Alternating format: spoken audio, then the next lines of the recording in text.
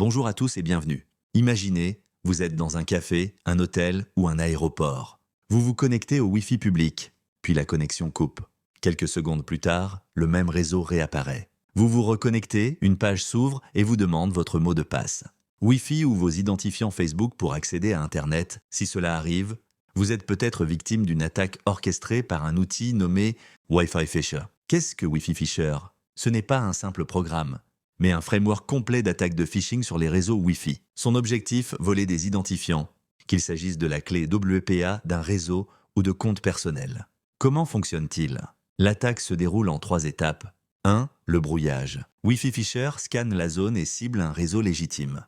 Il lance alors une attaque de désauthentification qui force tous les appareils connectés à se déconnecter du vrai routeur. Pour la victime, le Wi-Fi semble simplement avoir lâché. 2. Le jumeau maléfique. Pendant ce temps, l'outil crée un faux point d'accès imitant parfaitement le réseau légitime, même nom, même apparence.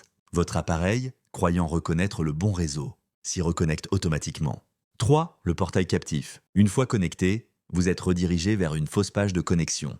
Wi-Fi Fisher propose plusieurs modèles, une imitation de l'interface du routeur, demandant la clé WPA pour une mise à jour du firmware, ou une fausse page Facebook, Google ou Twitter, prétendant qu'il faut se connecter pour accéder au Wi-Fi gratuit. Dès que vous saisissez vos identifiants, ils sont envoyés en clair à l'attaquant.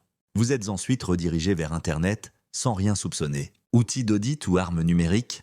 À l'origine, Wi-Fi Fisher est un outil d'audit de sécurité. Les hackers éthiques l'utilisent pour tester la résistance d'un réseau et sensibiliser les employés. Mais entre de mauvaises mains, il devient une arme redoutable et illégale. Utiliser cet outil sur un réseau qui ne vous appartient pas est un délit grave. Comment s'en protéger? Évitez les Wi-Fi publics non sécurisés. Si un réseau vous déconnecte puis vous redemande un mot de passe déjà saisi, fuyez. Ne saisissez jamais d'identifiant sensible sur un portail Wi-Fi. Et surtout, utilisez un VPN.